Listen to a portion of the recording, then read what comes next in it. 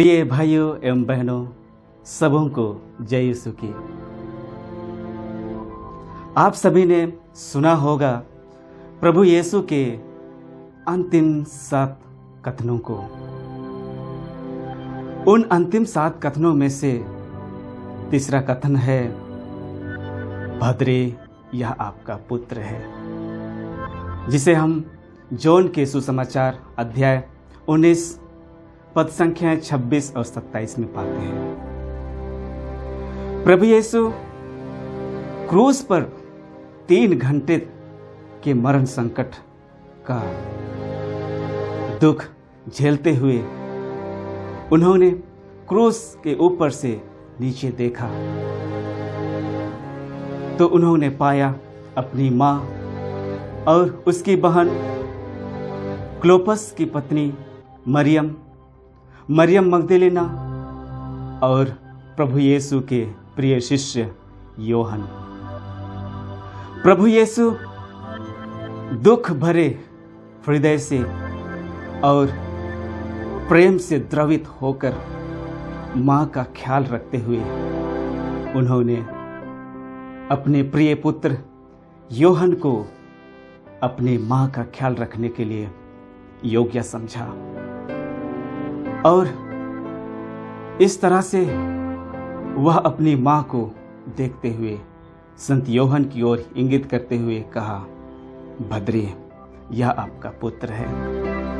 प्रिय भाइयों एवं बहनों, यह कथन प्रभु यीशु ने इसीलिए कहा क्योंकि उन्होंने अपनी मां के प्रति प्रेम, अपनी मां का प्यार और अपने मां का ख्याल रखते हुए उन्होंने यह कथन कहा था। परंतु हम सुसमाचार में पाते हैं कि प्रभु यीशु अपनी मां को मां नहीं कहते हैं, परंतु वे भद्रे कहते हैं। भद्रे का अर्थ है नारी, अर्थात नारी इसीलिए कहा प्रभु यीशु क्योंकि मरियम का बेटा होने से बढ़कर वह एक बचानेहारा, उद्धारकर्ता और मुक्तिदाता है। इसीलिए प्रभु यीशु ने इस कथन को कहा था। प्रिय भाइयों एवं बहनों, माता मरियम का जीवन को अगर हम देखें तो वे शुरुआत से ही प्रभु यीशु के साथ रहे। जन्म से लेकर मृत्यु तक वे प्रभु के साथ रहे। प्रभु यीशु के प्रारंभिक जीवन के बारे में अगर हम देखेंगे तो हम पाएंगे कि माता मरियम और वे काना के विवाह में गए थे और माता के कहने से उन्होंने कच्चा पानी को अंगूरी में बदल दिया। प्रभु यीशु के लिए मां का उपस्थिति होना बहुत जरूरी था। मां का उपस्थिति एक प्रकार से उन्हें प्रेरणा, विश्वास एवं साहस उन्हें मिलता गया।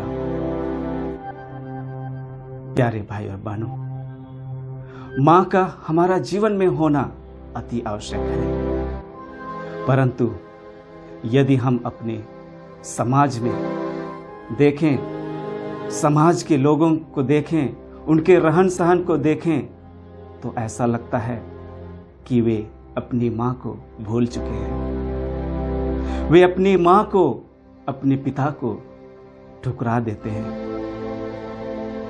और ऐसा भी देखा जाता है कि वे बुढ़ापे में उसे घर से निकाल देते हैं और घर से निकालने के बाद वे कहीं वृद्धाश्रम में डाल देते हैं।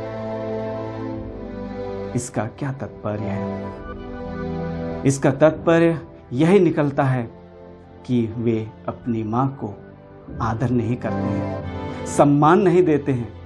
वे भूल जाते हैं कि वही मां जब वे बच्चे थे, बाल्यावस्था में थे, वही मां उनको देख रेख की, पालन पोषण की, उन्हें चलना सिखाई, बोलना सिखाई और उन्हें उत्तम कपड़े पहनाकर उन्हें स्वस्थ रखा।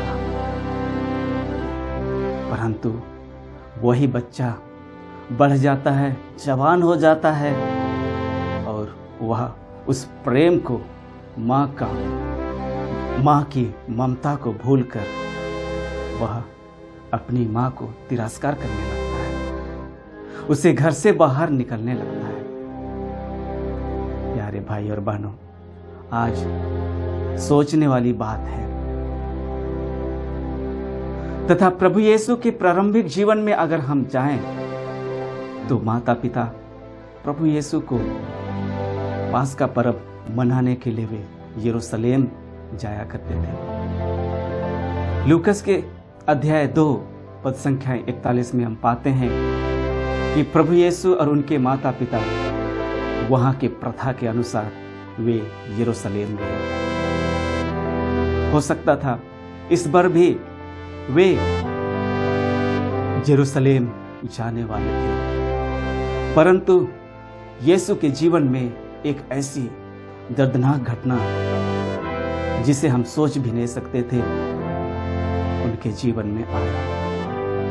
वे दुखभोग को अपनाया और असहनीय दुख एवं पीड़ा झेला। कांटों का मुकुट उनके सर पर डाल दिया गया और कोड़ों की मार उनके शरीर पर मारा गया। परंतु प्रभु यीशु हार नहीं माने। लेकिन दूसरी तरफ अगर देखें तो माता के हृदय दुख से टुकड़े टुकड़े हो गए।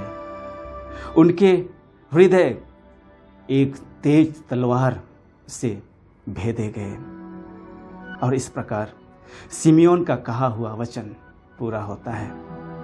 उन्होंने कहा था कि आपके हृदय एक तेज तलवार से आर पार भेदेगी।